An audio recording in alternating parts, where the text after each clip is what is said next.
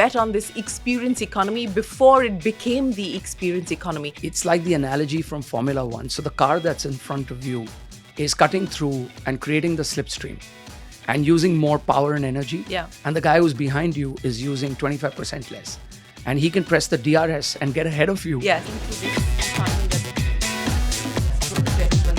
You know, there are a lot of other players in the market who seem to be wanting to bet on this opportunity. Yeah, but I don't think just putting big bucks is going to cut it. You know, there's a lot that requires work at this point in time, and plenty of it is. It's almost like starting an airline but not having an airport, right? Is it that bad? It is. Still. When you tell me today, what are the venues and where is the infrastructure? When we do one Lollapalooza, we're creating a city overnight and then tearing it down.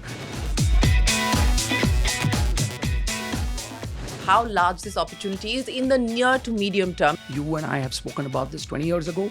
We spoke about this 10 years ago. We're still around, right? Doing the same thing. Yeah. Which is to say that we have reasons to exist. What about M&A yourself? I mean, I brought up Paytm. More companies suffer or die out of indigestion than starvation. Not a bad thing. Let's address the issue that you've been dealing with in the last few months on account of what's happened with Coldplay. I've got a clean conscience. My karma is good. I sleep well. People abused us, called us black marketers, called BookMyShow, said cancel BookMyShow. It's this cancel economy, right? You have nothing to say. What are the 2 or 3 things that have helped you find that resilience? Having that balance which Vedanta teaches you, burning your ego every day when you come in.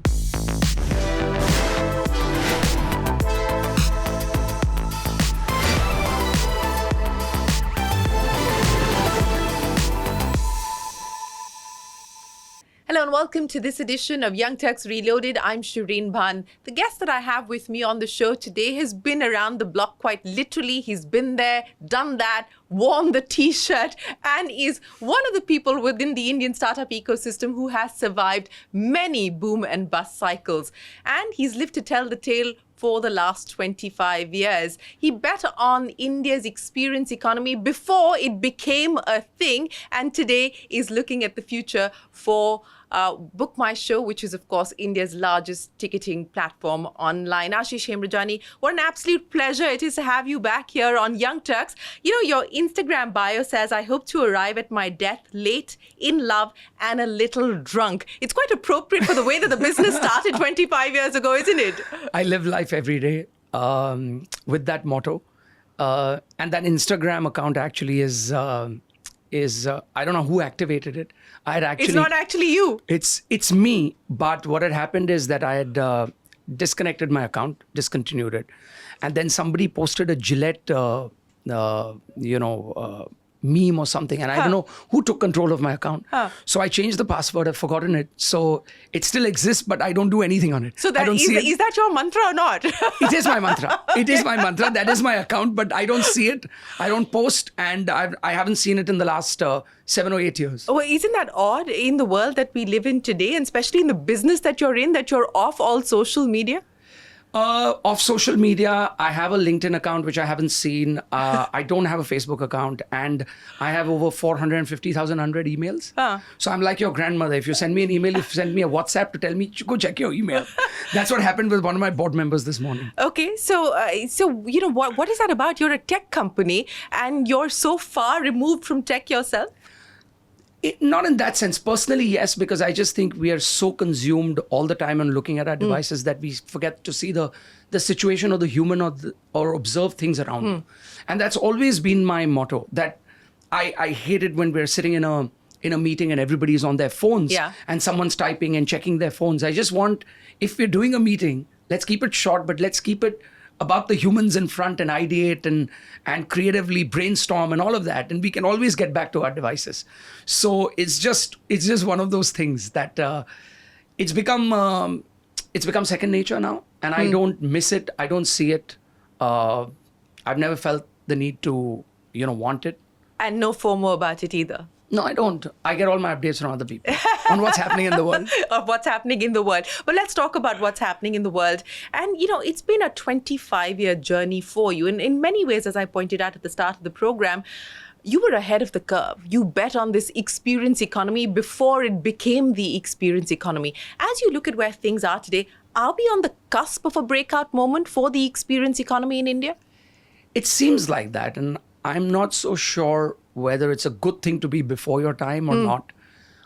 It's like the analogy from Formula One. So the car that's in front of you is cutting through and creating the slipstream and using more power and energy. Yeah. And the guy who's behind you is using 25% less. And he can press the DRS and get ahead of you. Yes. And so sometimes you want other players and other people to come and do the heavy lifting as well, to be able to create the market, to be able to spend money, to be able to get new users and consumers and get people used to this experience economy. So we've done all the heavy lifting for many years alone. And I think it's important to have this come together as an industry. So I think you're right that I think this is the starting of what we think is going to be the next 10 years of a change in how people consume and view entertainment. It's a change. I'm not saying it's a good or a bad thing.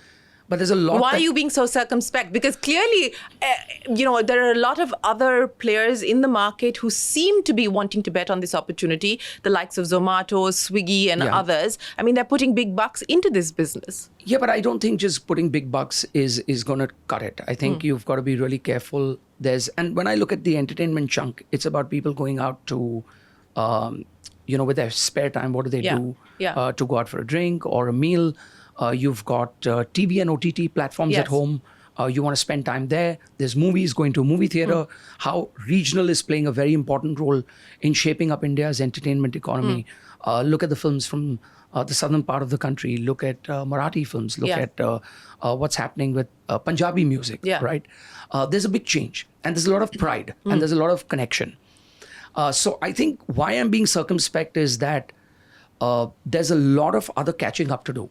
I think between single window clearances and licenses on venue, city infrastructure. Look, when you build a venue or there is a venue in any other part of the world, which is 20 miles away, that's 20 minutes from home. 20 miles in India is 4 hours away. And that's not sustainable. You can't do an event every weekend. We have 3 months of the year, which is really hot. And you can't do anything outdoors. A city like Bombay has about 4 months of monsoon. So that takes away 7 months. So you've got 5 months, right? It has to match the global calendar on when artists are touring, because otherwise it's not feasible. It's not economically viable for them or us. So the reason I'm being circumspect is that consumers have woken up to this, because the Facebook of India is Facebook, the Instagram of India is Instagram, the YouTube of India is YouTube. Unlike China, where everything is closed. Correct. We have a large English-speaking population, and also there's this pride of our own culture and heritage in the music that you see. And when you have these social media platforms, kids are now listening and waking up to this, and you're getting data and analytics. So the consumers have woken up. They're far ahead of the time. We're happy to match up to their needs and expectations. But I think there's a lot of catching up to do on policy, on infrastructure, city infrastructure, just not entertainment infrastructure. So the reason I'm being circumspect is, while this is the start of something big, how big can it get? How will you approach it? How will we succeed and do it well?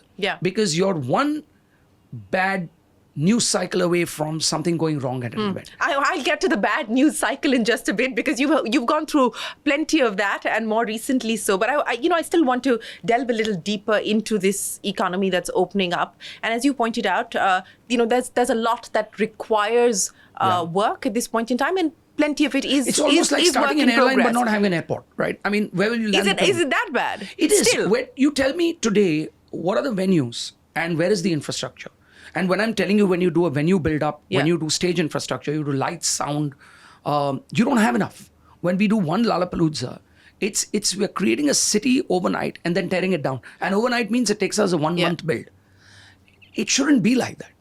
It shouldn't be like that. You need public parks like Hyde Park. You need Central Park. You need public parks. You need arenas. You need venues. You need stadiums. I mean, I'm very thankful to, the stadium in Ahmedabad, and it's Mr. Jay Shah and the BCCI and the Gujarat Cricket Association that really took a bet on this and said, look, for the first time in the history of India, we're using an active cricket stadium and the world's largest cricket stadium to put up a show there. Hasn't happened before. Why should it take 75 years?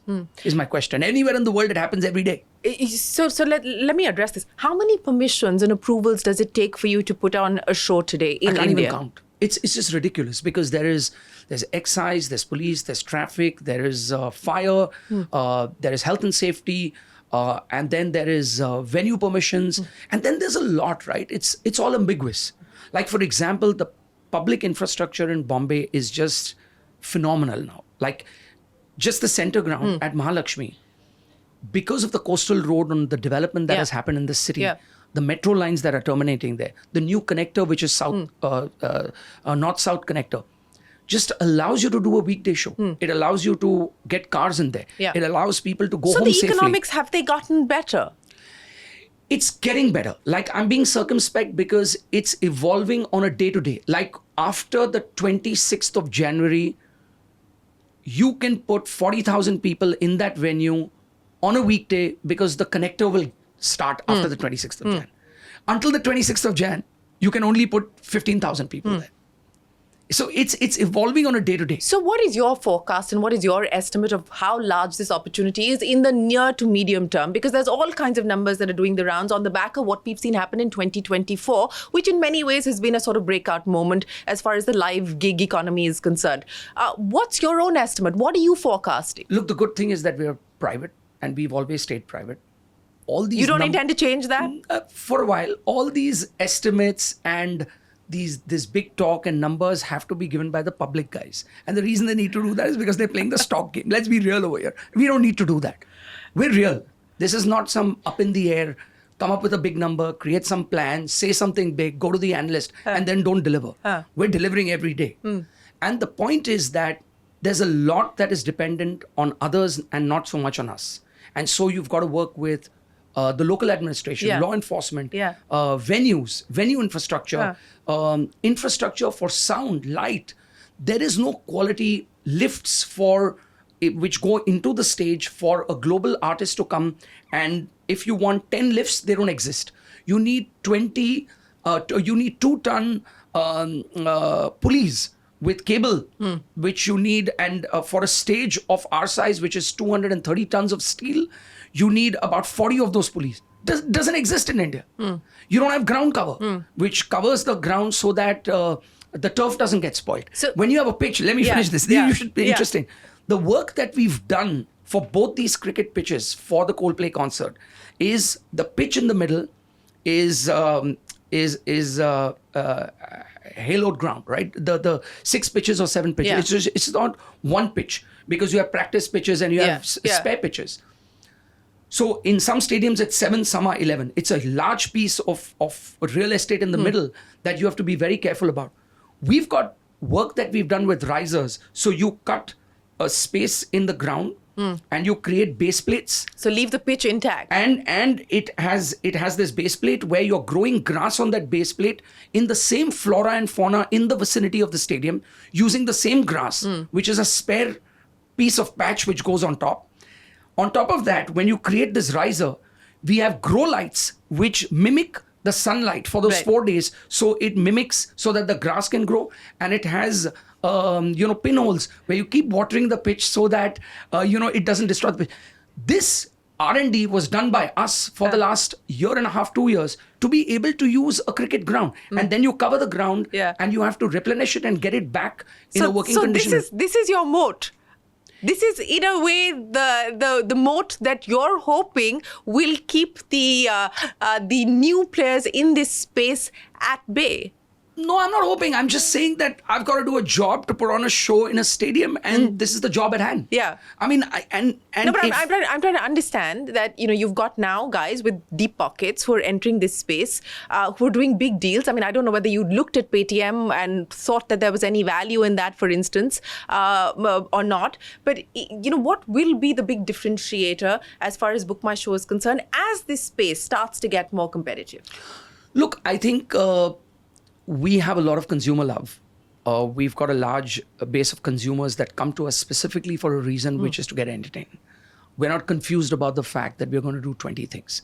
You and I have spoken about this 20 years ago. We spoke about this 10 years ago. We're still around, right? Doing the same thing, which is to say that we have reasons to exist and we want to give our consumers something which we can offer. And we go deep into understanding things like ground, music preferences. What are the trends? We have 40 artists that come for Lola and only the people talk about the headline. But then they discover bands like Cass, which we did in Lola 1. And now we're doing a 3-city tour with this year, which is in 2025 now. Yeah. So I think for us, it's about waking up every day, seeing, what are we excited about?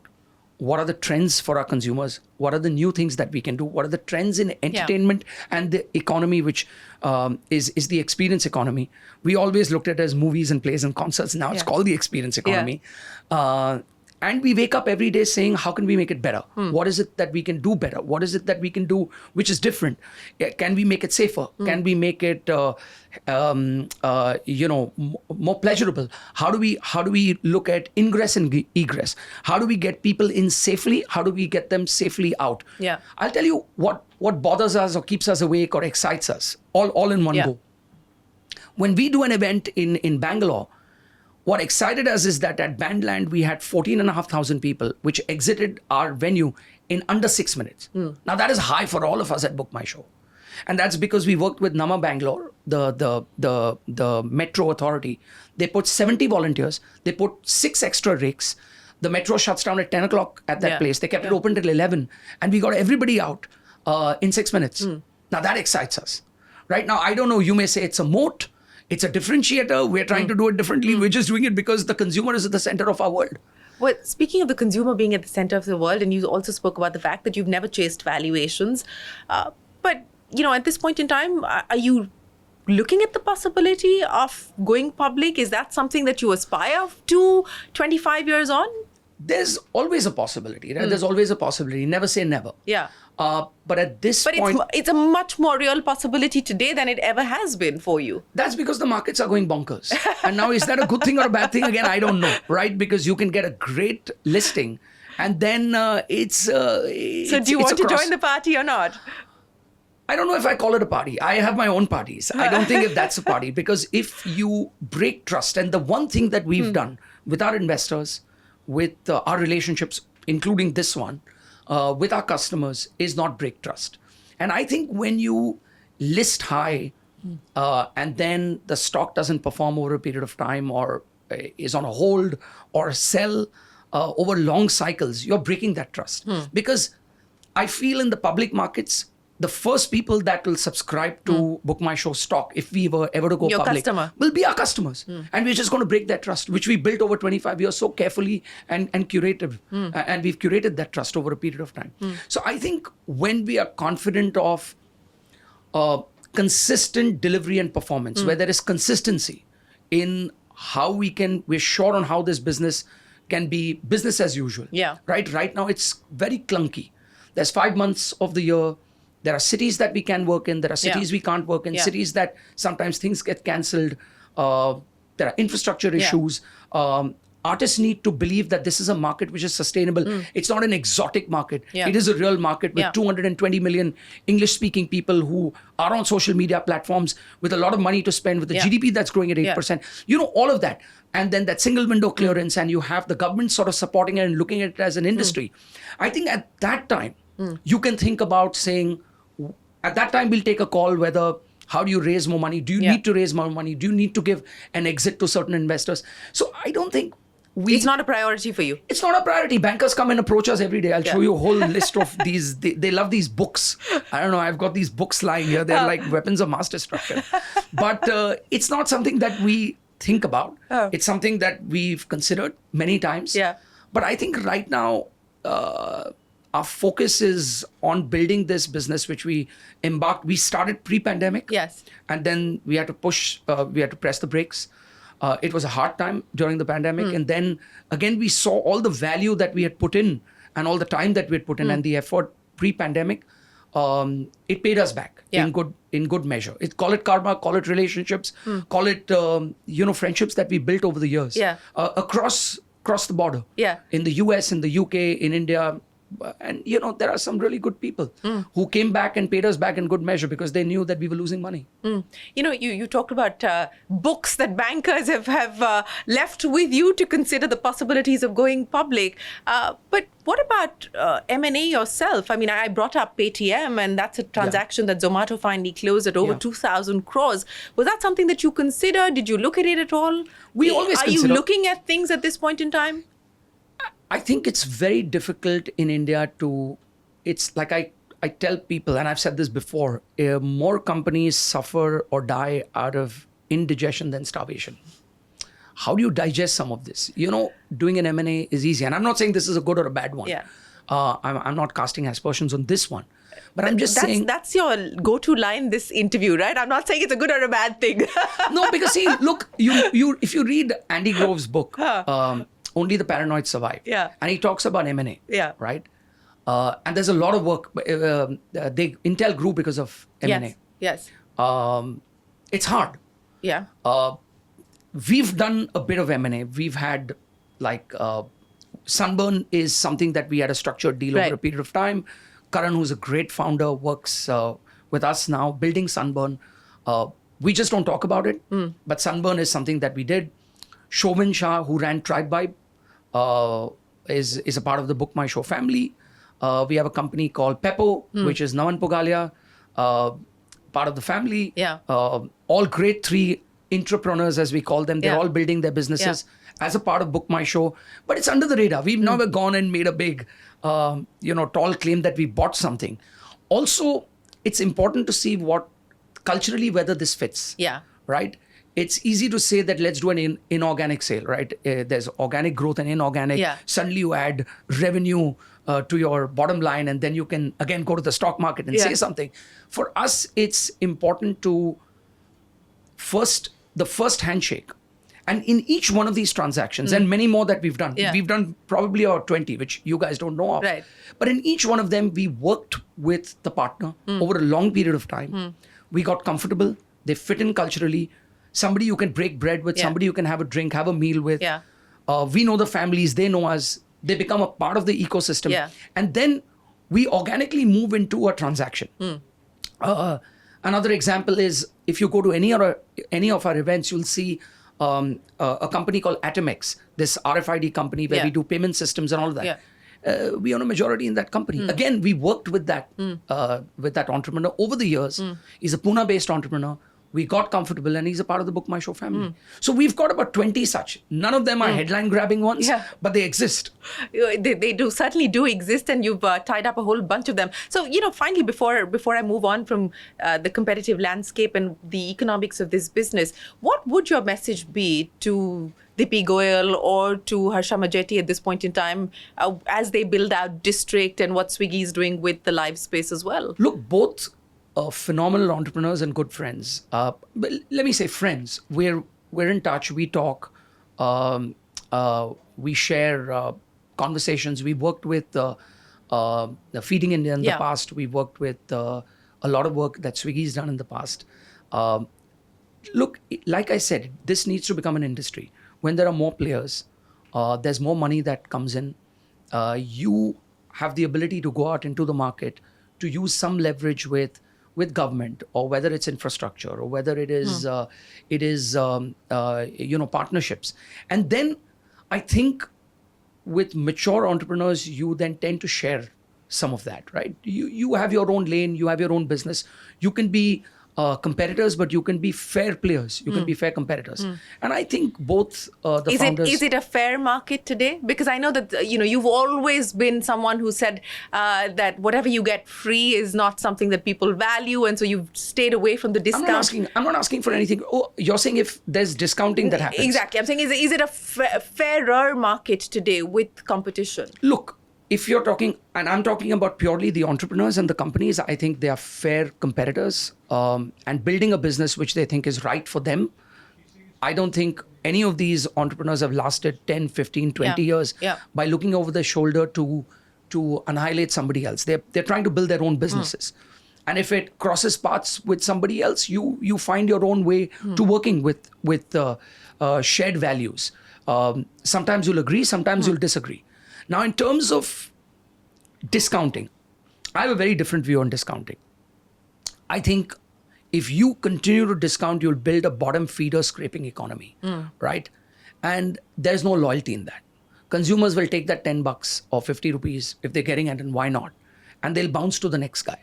So I don't think there is any value in discounting, but there's value in giving services back. Right. And I think consumers, like we're saying, that it's become a experience economy where consumers are discerning. And we use it in the same sentence, right? That consumers are discerning. So when they're discerning and you're going to discount, how are you going to be discerning to your consumers, give anything to them? Yeah. And you can do it for a period of time. Yeah. You can't do it lifelong. Yeah. Right? So then even consumers are getting smarter about the fact that this party won't last.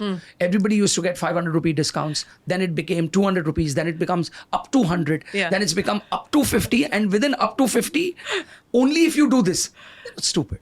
Right? Yeah. Consumers also get it. Yeah. So I feel that the more we focus on, all of us focus on, and why do we like buying things in the US? Yeah. Right? Why is it in the US? You pay a price, but you get great service. Yeah. You can return something, you get great stuff, something breaks, you can reach out to a customer agent. You will get a response and you'll get feedback, or you'll get your product back, or somebody will fix it. But if you're constantly discounting, you're always going to scrounge on trying to say, how do I screw the guy? And that's not what we do. We've had so many instances where events have got cancelled or something's gone wrong. BookMyShow stands guarantee in between, where we refund all the money. And we haven't got paid for sometimes a year, sometimes 2 years, sometimes never. But we've always given the money back. And that's for us to carry. And the reason we do that is because, we think that we owe it to the consumer. And that's why we don't discount. We charge a fee, but then we give you the kind of service that you deserve. Since we're talking about trust as well as the customer, let's address the issue that you've been dealing with in the last few months on account of what's happened with Coldplay. You've got investigative agencies, you've got the EOW, you've got the GST authorities, and so on and so forth. In your office, you've been summoned. And the allegation is that, look, there has been a scam that's happened. The tickets were sold out ostensibly, and then they were put up on resale for, 3, 4, 5, 6 times higher the amounts. Now, how do you address that? Where are things as far as the investigation is concerned? You've, of course, been dealing with the investigative agencies. And how do you cope with this? How do you come out of something like this? Look, it wasn't easy. But it's also something where I put my head on the bed and I sleep easy. I've got a clean conscience. My karma is good. I sleep well. Not one night of sleep did I lose on this. However, it was hard. It had to be dealt with. I must say that within the government and the authorities, there are some really good people that stood up. Friends like Nikhil Kamath, came out of the blue, sent me a text, called me and said, Ash, I've been through stuff like that. You need any help, reach out. Keep your head above the water. Don't react. And we didn't react, right? As a company, it was sub judice. People abused us, called us black marketers, called BookMyShow, said, cancel BookMyShow. It's this cancel economy, right? You have nothing to say. If you see people on social media, they have only negative things to say. You have nothing nice to say. So it's not something worth looking at. Having said that, what we could have done better, I think the first show, we did a linear queue rather than a randomized queue. And then we came up with a randomized queue.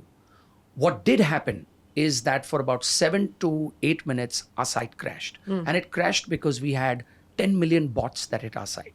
Now, we could have mitigated and managed that better, which we did from the second show and the third show, and then the 2 Ahmedabad shows. We did that better.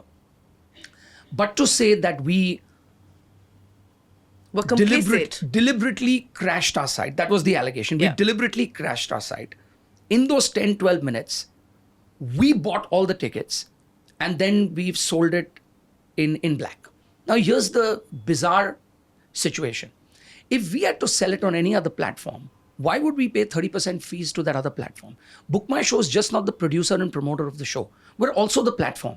If we needed to charge more money, why wouldn't we just increase the price on BookMyShow? Why do we need to buy it off BookMyShow and then sell it on another platform and then pay fees for that platform? We'd rather just keep the fees for ourselves and increase the price. So there's no logic to that. That's number one. Number two, we have the email ID, mobile number, home address of every single transactor in this country, which once the authorities looked at, they were satisfied to see that every single transactor has been accounted for in the country. So we decided that instead of 8 tickets per transaction, we'll reduce it to 4 so that more people get a chance to buy the tickets, right? And we have the email ID and we have the home address of every single transactor. So you can go and check any single transactor, and we've complied with the authorities and given all the data to say, you want to call anybody, you want to check who's got the tickets, please do so. So this allegation that we crashed the site, we bought the tickets, we sold them in black, and we did something nefarious is just stupid. I mean, I don't even know how to react. So therefore, we didn't react. And all we did was go to the authorities. But the immaturity in the system was that everybody woke up and just started blaming, and we were vilified by everybody, right? Without even getting to the truth or even asking us questions. Rather than saying, hey, BookMyShow, thanks for, working so hard to get this sort of a concert, which was an aspiration for so many Indians for so many years. And then to keep adding shows and to do that was hard for us. In spite and despite of the infrastructure and the challenges and stuff that we face. But there were really good people that stood up within the government, within the administration, who stood by us and said, no, you guys have done right. We believe you, we trust you, and we're going to stand by you. But it took time. Until such time, this was a news cycle. It was a media cycle for 1 month. It went on and on and on about summons and FIRs, and we had lots. We had 5 or 6 agencies after us. And I think everybody felt the need to check if there was something really that was wrong. And we were transparent. So have they gone over all the data? Have they gone over the books? They have. They've gone and look, it's all, it's been pulled back. They've all, looked at the data. They've looked at the work that we put in, the tech that we put in, and they're all satisfied in how we handle this. There's nothing to hide from ourselves. So what has been the big learning that you hope you will take away from this as far as the future is concerned in the way that you do things, especially when it involves big names like Coldplay? Look, we did not anticipate the kind of traffic and hysteria or the number of people that would come. We thought it would be largely centric because India has never traveled. When we had Formula One, also for 3 years, outside of Delhi was, I think, less than 2.5% of the transactors. Indians don't generally travel within India to go to another location. I think a lot of Indians who were discerning, and this is a learning over the last many years, would travel to outside destinations, but never within India. Like in the US, you'd go from one city to another if there was a concert or a game.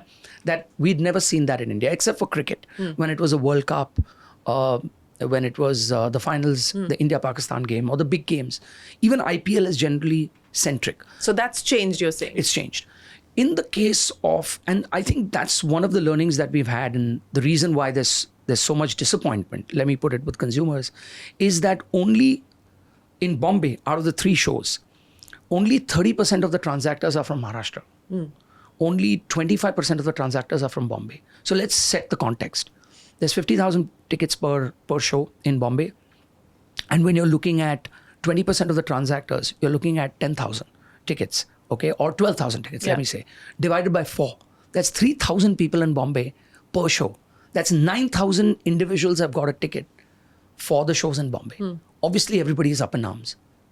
But the way I look at it is that 75% of the people are coming from outside of Maharashtra. And you've got about 15% or 17% of the transactors from Karnataka, which I think largely is Bangalore.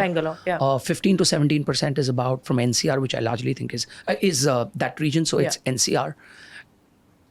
Now, that's for Bombay. Now, imagine the GST collection. Imagine the hotels. Imagine the bars, the restaurants, the food, the drinks. Any consumer or user that comes from outside of the city is 4 times more valuable to the exchequer. Now, we've been able to do that. Now, that is real economy. That's an industry. I didn't wish it upon it that, hey, I don't want to give tickets. I'm a Bombay boy. I was born and raised here. But it's not up to me who gets the tickets. Now, the situation in Ahmedabad is even more different. In Ahmedabad, I think every single state and union territory, there's a transactor for the Ahmedabad shows. every single state and union territory. So I think it's only, 15% of the people are from Gujarat. 85% of the transactors are from outside of Gujarat. Now, my concern is trains, planes, hotel. How are people going to come? There's only 2 direct flights or 3 direct flights from Bangalore to Ahmedabad. Now, they'll all have to come to Bombay. So we're working with the Railway Ministry. We're working with the government to say, can we add more Vande Bharats from Bombay so people can come to Bombay because this is well connected and then they'll go there. We're working with the railways in the Central Railway in Bombay to add 2 trains which will run from Goregaon to Andheri. We'll go to Bandra. We'll go to Vadala and then Juinagar and Nerul. So about 4,000 people can go in that. We're working with Uber to list every gate. So when you go and say Coldplay on that day, you'll get a gate number and there'll be a drop-off point. We're working with the traffic and the law enforcement. And then hopefully you'll have a row and a bank of cars, just like Bangalore Airport, and you'll be able to sit in the first cab and then give your PIN number and you'll go home safely. So, and then we're running city full of buses. So we're doing a lot of that work. And so we just jumped into saying, how do we make sure that the customers and consumers that have bought this, and that's the only focus that we had going through this entire storm. But it was hard. Shereen, we had a large part of our leadership team, a large part of our legal team, a large part of our mind space and time, which should be focusing on building better, bigger stuff for consumers and delivering more, was on dealing with the social media, dealing with law enforcement and authorities. And it took time till, we could get our hands around it and say, what have we done wrong? I mean, what are we doing wrong? And it was hard. But then, like they say, what doesn't kill you makes you stronger. And I think that's been our motto for many years. Yeah, it has been. And I know you've always said previously as well that you believe, you don't believe in unicorns. You feel like you've been a cockroach pretty much through the course of the BookMyShow journey. But in the middle, you've said your animal spirit was more like a mongrel. Yeah. What is it? What is it today? What animal spirit are you unleashing today? I think, look, let's not make it a zoo, but the other learning was that through all of this storm that we went, and as a sailor, I always say that you can't control the wind, you can't control the tide, you can't control the conditions. All you can do is adjust your sails. Yeah. And we adjusted our sails beautifully. Sometimes it's low wind sailing, sometimes it's high wind sailing. Sometimes it's too strong with gale winds, you just put down your sails and anchor and wait in a shelter. And I think we did all of that. Those lessons that at least I've learned from sailing, and we all imbibed that. But I think through this storm, we built a lot of friendships and relationships behind the tough exterior of a lot of law enforcement, which had to do the job and had to do a job. And they were really tough on us and hard on us and asking us hard questions. But today we've built friendships and relationships. They know the human behind and the people behind what we were delivering. And we got to know the human behind the guy who's on the other side of the desk or in a uniform. And they're human too. And they're there doing a job. And, earlier you would feel vilified and you're like, they're out to get you. But at the end of the day, they're also doing a job. And today we have deep relationships and friendships with them because they know what we've delivered. They've seen transparently the data, how we've done this. And hopefully in the shows to come and the work that we do in the future, it's going to get easier, not harder. You talked about sailing and the life lessons that you've learned from sailing, which you've applied to work, as well as how you've gone on to build BookMyShow. I know you're a student of Vedanta as well, and that has a deep meaning in your life. Through these ups and downs, and you've seen many where you've had to let go of people, you had to restart, you had to sort of anchor and come back again. What are the 2 or 3 things that have helped you find that resilience, refine that resilience, and push you to move forward and let go of the past?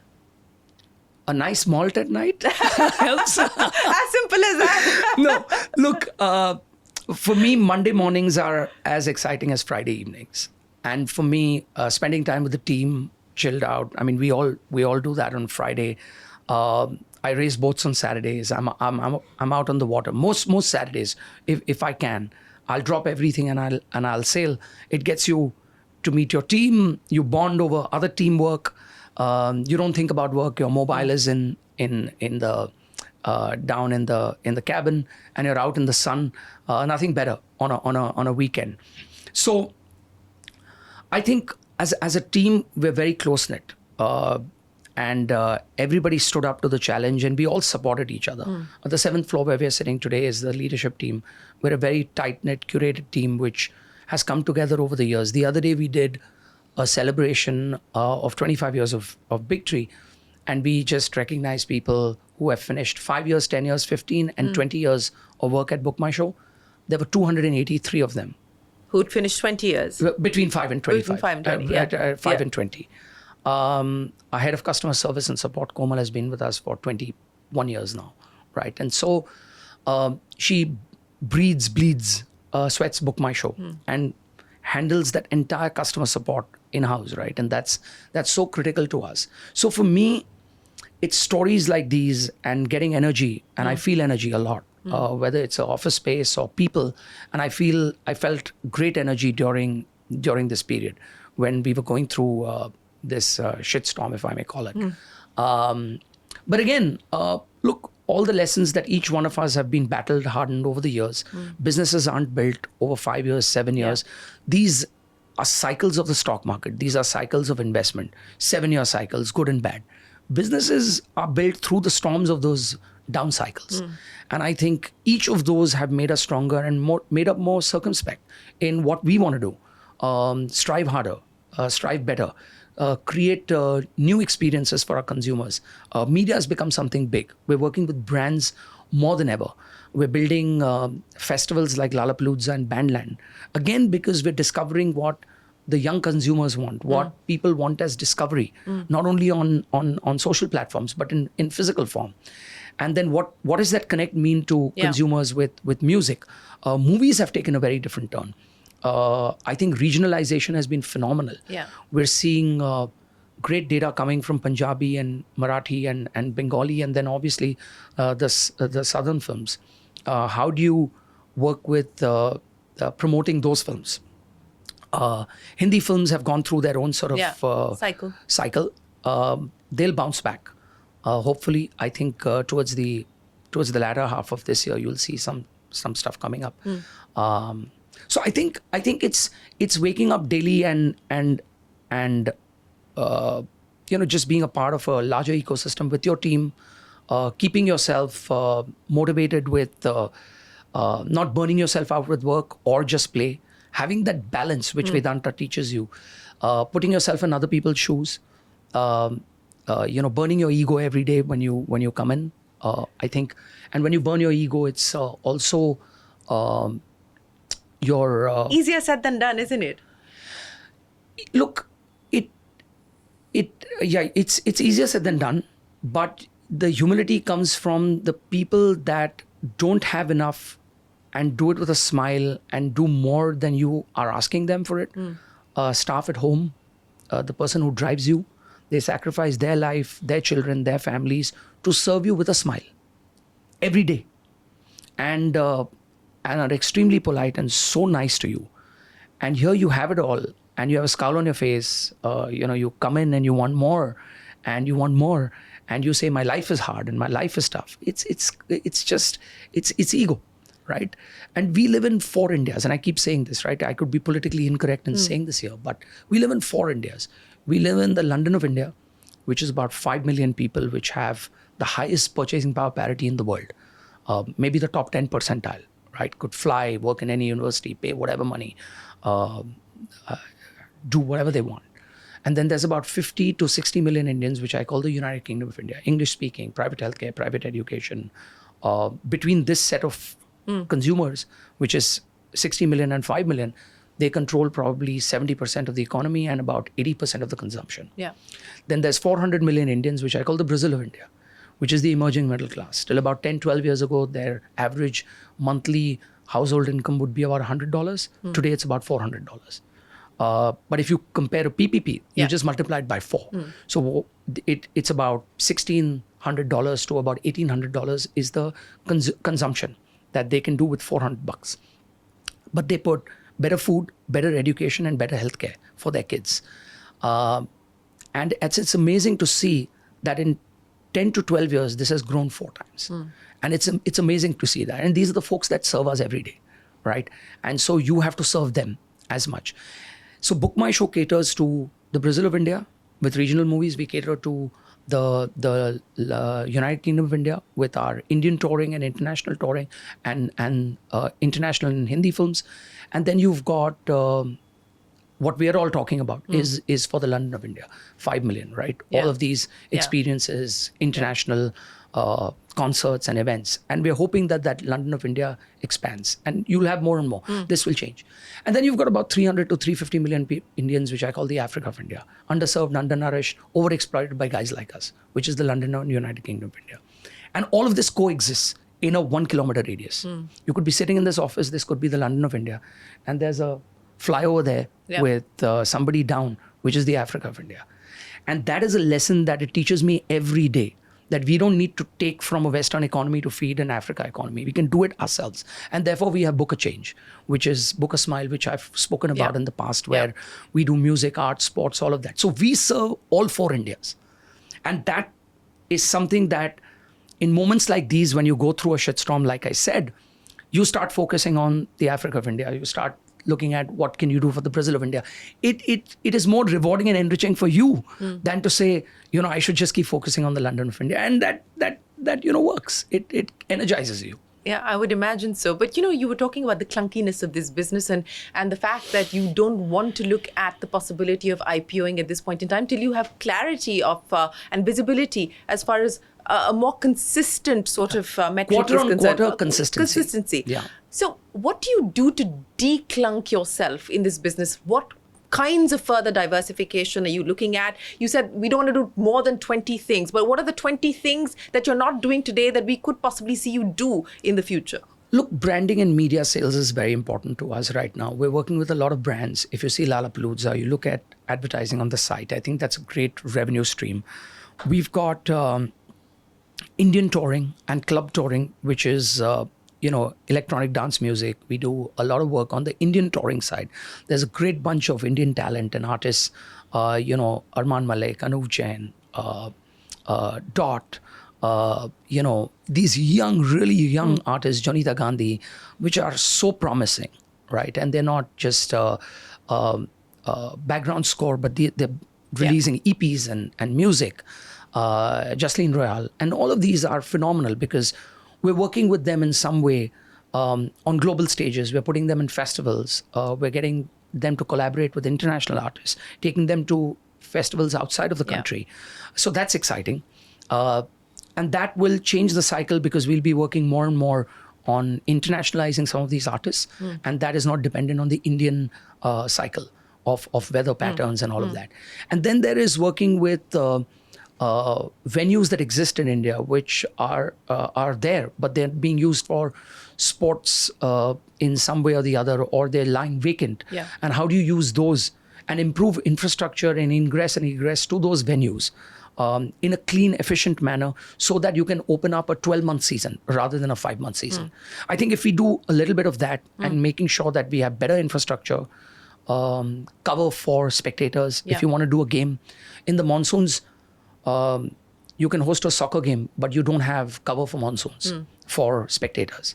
And so if you can work on that, just those little interventions, it'll start opening up a lot of possibilities. So what's for the 7 months. aspiration in terms of what the size of the business could be potentially? Look, we're growing, and as well as profitability going See, look, forward? we're profitable, right? We've been profitable post-pandemic.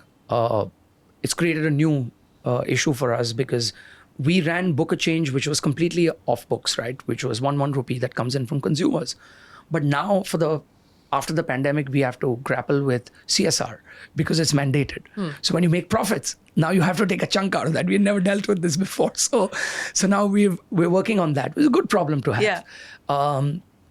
But the point is, for us, profitability, running a real business as an entrepreneur, you make money, you do things with an ROI, which is short to medium term.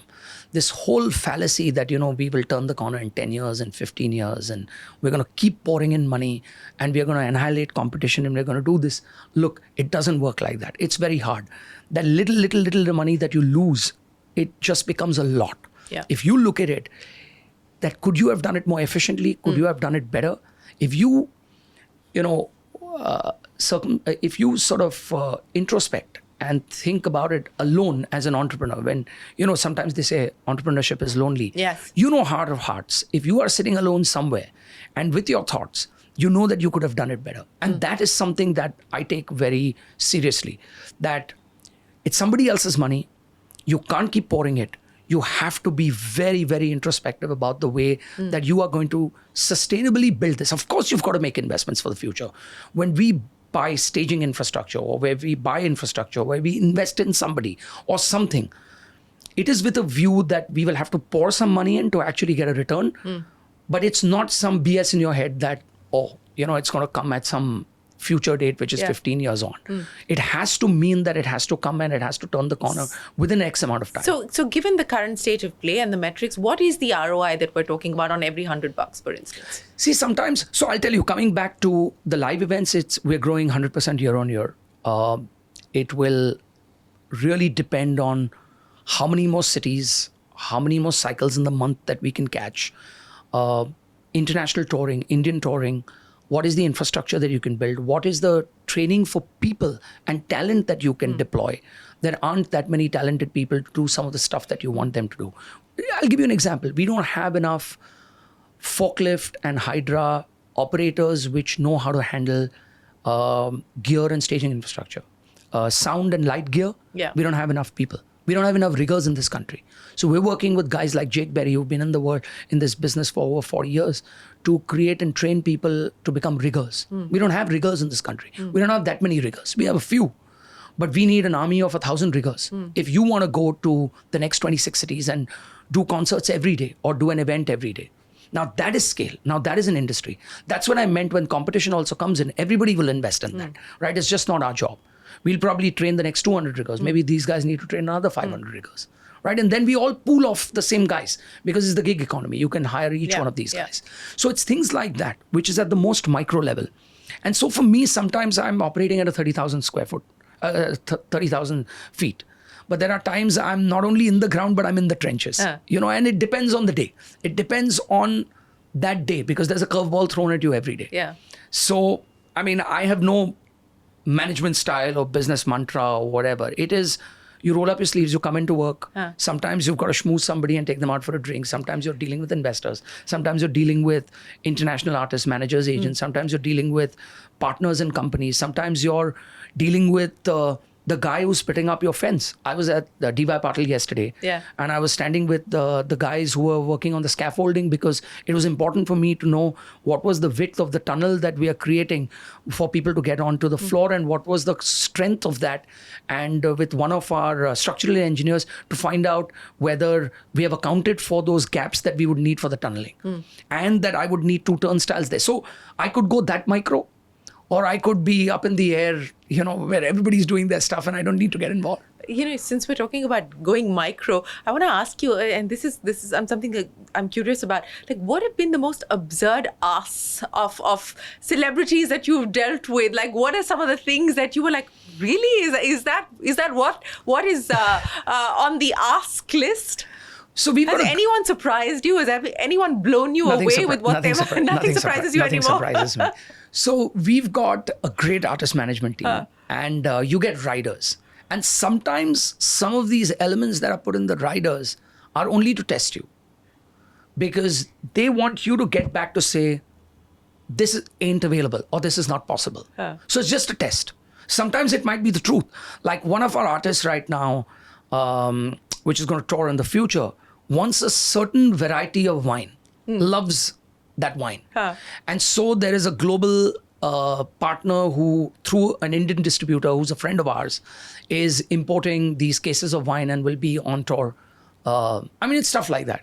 The good part is that we'll also get some of it. So, I'm not complaining. Yes, so, I would imagine. Yeah. I would imagine not. Yeah. So finally, as you look at the various business verticals that you've already got at this point in time, how do you see the mix changing between what's happening on the ticketing side, what's happening on the live event sides, as well as the diversification bets that you're making? Look, And what are we talking about in terms of size? I mean, what do you potentially see as being the size in terms of revenue over the next few years? you know, I never talk numbers. Well, That's you why we know, are private. come but, on, but, yes. but okay, let me contextualize this. Yeah. So I think from the ticketing side of the business, the movies we're dependent on the content. We're largely dependent on cycles of that content, and we've had a rough cycle with Hindi movies, but that's changing. Regional has really stepped up. We've done really well. Yeah. We, as in the industry, has done really well. We're just a small part in the overall scheme of things. We work very closely now with producers and distributors.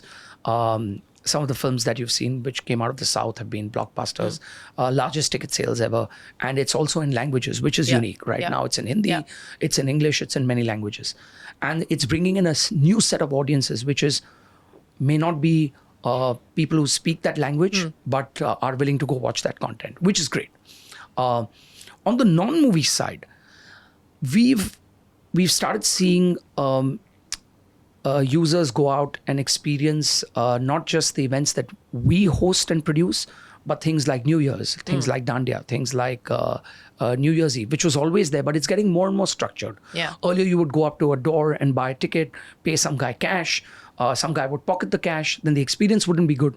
Now consumers want that information upfront. What time is the party going to be open till? Yeah. What are my food and drinks? Yeah. What am I paying for? What is my experience? Then they can go back on the platform and give that feedback, whether it's social media or BookMyShow, and then we improve on that. In some of the cases who we don't know the organizers, we don't pay them till after the event, because if there's a huge set of consumers that come back and say, They're hey, listen, dissatisfied, we're dissatisfied. We had this problem. We take that feedback extremely seriously, not what's on social media, but what's on our platform. Reach out to those guys and then make sure they get a refund or, speak to the event organizer. So there's tremendous growth. Again, 100%. Let me contextualize the numbers. Yes. So movies will continue to grow at about 25% year on year, given the mix of prices, penetration, screen count growth in smaller towns and markets, as well as growth of number of people that are buying tickets online and just going to the movies. If you take that amalgamation, it's about 25% year on year is what we're hoping to grow at. I think screen count will continue to increase in tier 2 towns. More than 50% of our growth now comes from outside of the top 26 cities, which we call rest of India. Which was very different. Till about 10 years ago, if you had spoken to me. So that's one of the big trends, right? Yeah. So when you'd spoken to me 10 years ago, maybe 90% of our business came from the top 8 cities. 5 years ago, when you and I bumped into each other, 50% of our business came from the top 26. Today, 50% of our business and growth, a large part of the fresh growth is coming from outside of the top 26. Then you've got live events which will grow at 100% year on year, at least given the current context of how much touring can we do, how much can we build, what are the cities we can go to, infrastructure, staging, rigors, sound, people, talent, all of that. And then you've got the non-movie side of the business, which is also growing 100% year on year, it's mirroring the experiential economy, where people want to go out and experience just going out and having a good time. So what else could you possibly do as far as contributing to the going out economy is concerned? Stuff that you're not doing today that you potentially see as a business opportunity for you to make good of this going out opportunity that's opened up? Look, we can do a lot, but our focus today, Shereen, has to be, like I always say, that you could, focusing on 20 things is going to be hard, because execution risk is the biggest risk that we carry. And in this business, execution risk is even more heightened. When you have 50,000 kids, you have safety, security, ingress, egress, food and beverage, quality of the food, feeding staff, feeding people. That is, and getting that right is going to take us a long, long time. We are very far removed in this country, not just us, everybody, to get to that level. It's going to take us another 5 to 10 years to get there. To get that where you have 100 events happening off scale every day with in this country. consistent quality. Every day. Yeah. For 365 days of the year. and it'll be, and I'm saying average. Most of them will be skewed towards the weekend on a Friday or a Saturday or a Sunday. So to get to that is going to take us another 5-10 years. Look at the US market. Look at Europe, right? You look at somebody like a Taylor Swift, or look at like Coldplay, or you look at any of the big acts, right? They could go on a tour bus and do a show every day and just put up on a show and put up a show and put up a show, and they can tour 200 nights with 40,000 people paying $150 a night. Yeah, and change the economies of the places where they perform in, like Taylor Swift did. Yeah. Exactly. Yeah. But for us to get there is going to take a long time. And we are fully focused on getting there. As a company, as a country, working with our friends in the political environment, in the administrative environment, it's a collaboration. Look, when you're paying the kind of taxes, they're your silent partner, and I keep reminding them, look, if I'm paying these kind of taxes, or we're contributing to those kind of taxes, you are our partner without knowing you're our partner. So let's work on this together. Like, we're not adversaries, we're not against on the other side of the table. And so for us and today, given the central governments and some of the state governments that we're working with, there is an urgency to say that let's get this right. This is an industry. This is contributing to the economy. And it's some of their kids who are saying, creator. Dad, I want, job creation. Dad, I want to go. I want to be a part of this. That's probably driving the needle much more. whatever floats your boat. Yes, that's true. Well, since we're speaking about breakout moments, and of course the big one is coming up with Coldplay, we've got the guitar right there. Yeah. We're going to get you to do your favorite Coldplay song. Look, I don't play the guitar. Anymore. I used to play the piano. I don't know who told you I played the guitar. I never did. Piano. Okay, so then you're going to sing. Got to research. You're going to sing for us then. I'm not singing.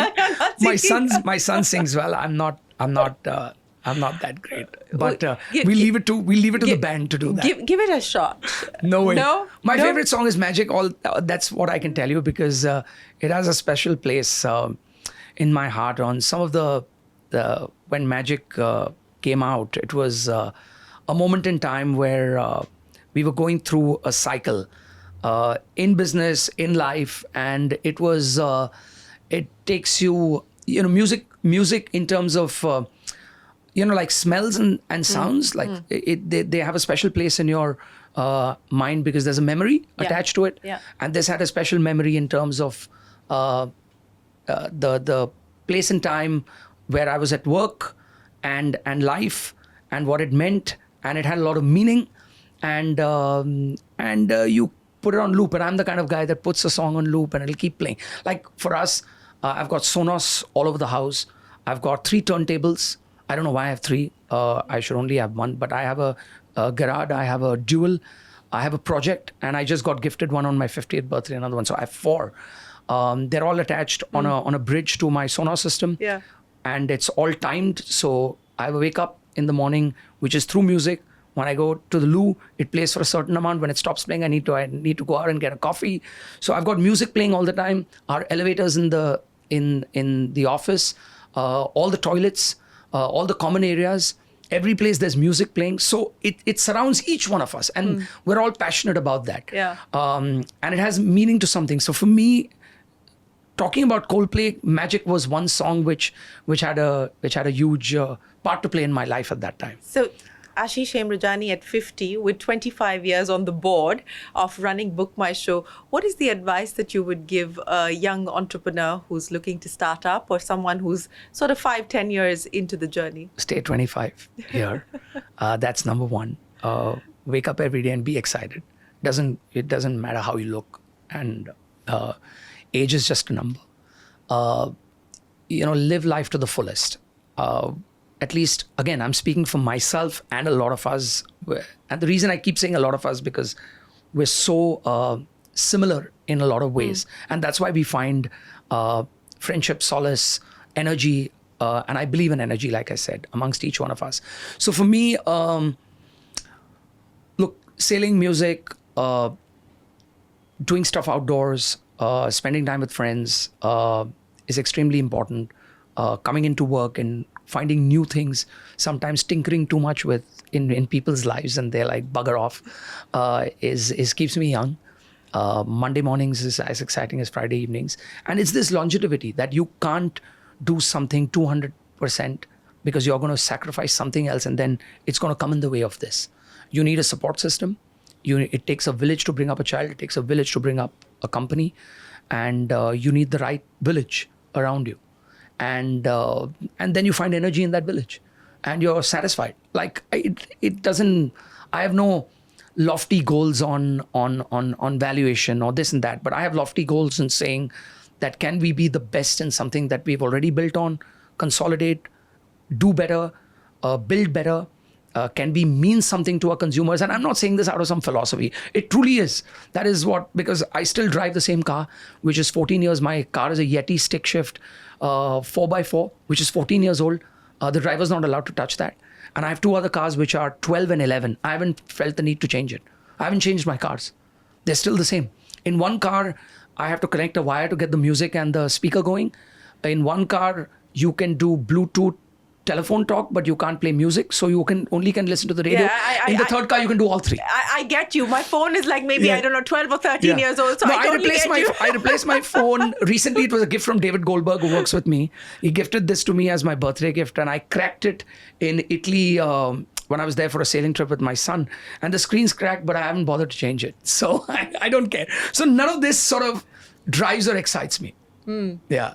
And that's the magic of Vedanta, I would imagine, in your life. Maybe, yes. Adi Kalyaniwala, who's my mentor, he put in and instilled a lot of these values very early on and they stay with you, right? If you imbibe them, they just stay with you.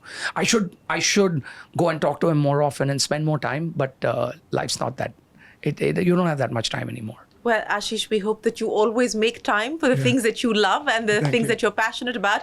And we hope that you always find magic in whatever you do. Thanks very much for joining us here. We wish you the very best of luck with the big event coming up. But appreciate you joining us here on Young Turks Reloaded. Thank you. This was fun. Thank you. It was fun. Yeah. Well, with that, it is time for us to wrap up this episode of Young Turks Reloaded. From all of us here on the team for now, goodbye. Many thanks for watching. Stay tuned to CNBC TV 18. There's a lot more that's coming up.